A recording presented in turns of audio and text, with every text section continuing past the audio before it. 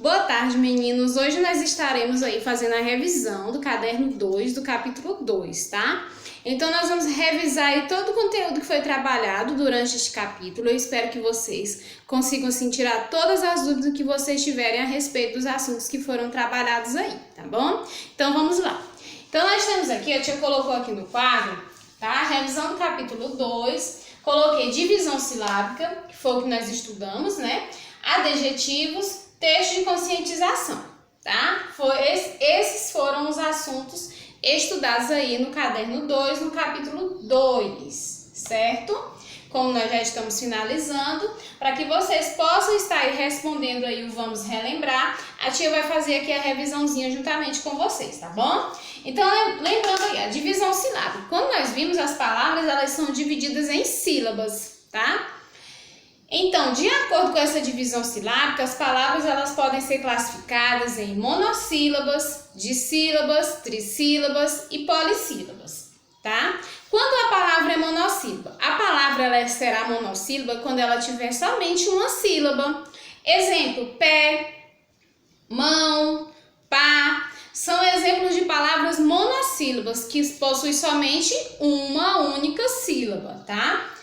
Quando a palavra será dissílaba? A palavra ela será dissílaba quando ela possuir duas sílabas. A palavra tem duas sílabas, ela é classificada como dissílaba. Exemplo, a palavra cola, bola, casa, né? Essas palavrinhas que a tia citou, elas possuem duas sílabas, então elas são classificadas como dissílaba. As palavras trissílaba, são aquelas que possuem três sílabas. A palavrinha tem três sílabas, então ela é classificada como trissílaba. Nós temos o exemplo de sacola, sacola, três sílabas. Então ela é classificada como trissílaba. Sapato, sapato, trissílaba também, tem três sílabas, certo, gente? Polissílaba. As palavras que têm 4 ou mais de 4 sílabas são classificadas como polissílaba. Exemplo de palavra polissílaba, que tem 4. A tia vai citar primeiro que tem 4 sílabas, tá? Eu tenho exemplo de palavra que tem 4 sílabas. Sabonete, por exemplo. Sabonete. 4 sílabas, né? Então, ela é polissílaba. Tem 4 sílabas, polissílaba. Tem mais de 4, também é chamada de polissílaba. Exemplo, matemática. Matemática. 5 sílabas. Então, ela é classificada também como polissílaba. Então, monossílaba, uma sílaba. Dissílaba, 2 sílabas. Trissílaba, 3 sílabas. E polissílaba, 4 ou mais de 4 sílabas. Certo, gente? Eu acredito que a divisão silábica vocês conseguiram compreender bem, tá? Qualquer dúvida, você pode estar me perguntando aí, tá? Pode perguntar pra tia que a tia vai explicar novamente. Agora nós vamos falar de adjetivos, mas antes da tia começar a falar de adjetivos, vamos relembrar um pouquinho o substantivo? Então, o que são os substantivos? Como a tia já explicou anteriormente, substantivos são palavras que dão nome a tudo que existe, tá? Então, os substantivos, eles dão nome às pessoas, dão nome aos animais, aos objetos, aos sentimentos, aos lugares. Então, o substantivo dá nome a tudo que existe, tá? Nós estudamos aí os substantivos próprios, que são próprios de alguém, né, de uma pessoa, de um animal, é um substantivo de um lugar, é um substantivo próprio, que foi dado aquele ser, aquele lugar, aquele animalzinho, então é próprio dele, tá? Os substantivos próprios, como nós já vimos, iniciam-se com letra maiúscula. Tia, quais são os substantivos? Um exemplo de substantivo próprio. Exemplo de substantivo próprio é Maria, João, Balsas, que é o nome da nossa cidade, Maranhão, são exemplos de substantivos próprios, Brasil, né? O nome de uma loja, tá? O nome da escola. Complexo Educacional Doce Infância é um substantivo próprio. Foi o nome que foi atribuído à escola, o nome próprio da nossa escola, certo? Então, nomes próprios iniciam-se com letra maiúscula. E substantivos comuns são comuns a seres da mesma espécie. Exemplo, mesa, cadeira, porta, janela, menino, homem, tá? Flor, casa, sol, são substantivos comuns, tá? Comuns. Muito bem. Então, agora nós vamos ver os adjetivos. O que são os adjetivos que nós estudamos aí no capítulo 2? Os adjetivos, eles dão características ao substantivo.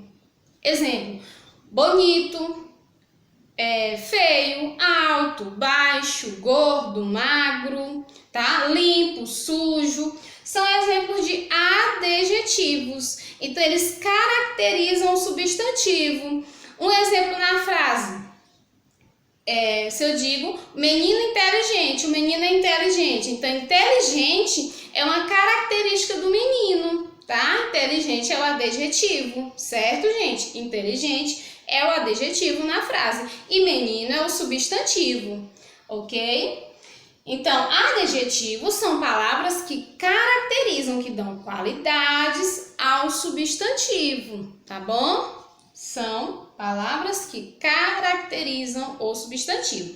Lembrando que o adjetivo, ele deve concordar com o substantivo. Concordar em número, singular e plural. Se o substantivo ele está no singular, o adjetivo também estará concordando com ele, deverá estar no singular. Se o substantivo está no plural, o adjetivo também deverá estar no plural.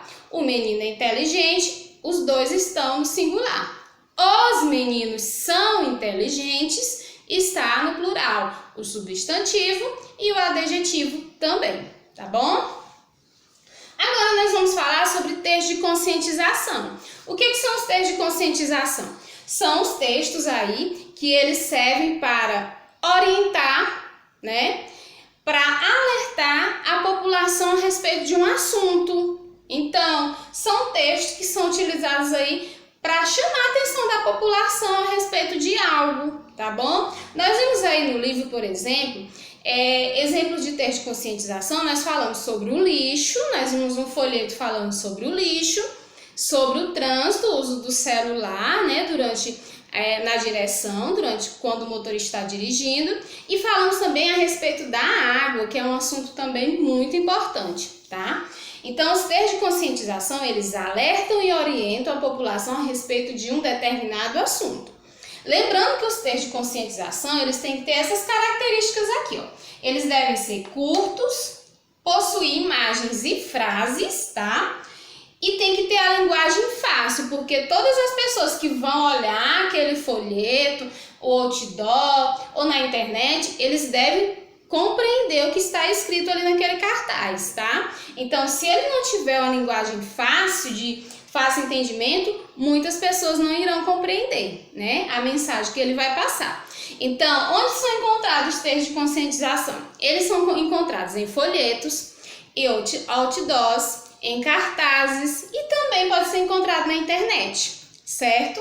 Então, gente, essa é a nossa revisãozinha aí do conteúdo que vocês viram no caderno 2, no capítulo 2, tá bom? Vocês, com essa revisão, irão fazer o vamos relembrar, tá? Responda a atividadezinha, depois a tia vai voltar com vocês fazendo a correçãozinha, tá? Eu espero que todos vocês tenham compreendido o assunto, tenham entendido.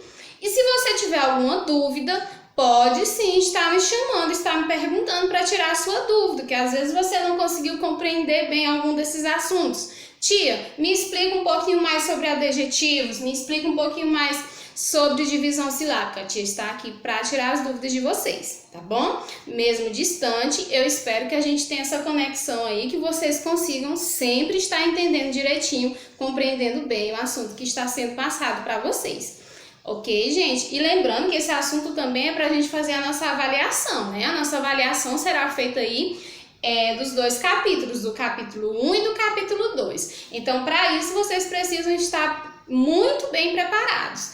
E o capítulo 1, a tia tá fazendo a revisão para vocês responderem, vamos relembrar. O capítulo 1, depois eu vou revisar novamente com vocês e vou estar passando uma atividadezinha, algumas atividades para que vocês possam estar fazendo a revisão até vocês fazerem a avaliação, certo? Até mais!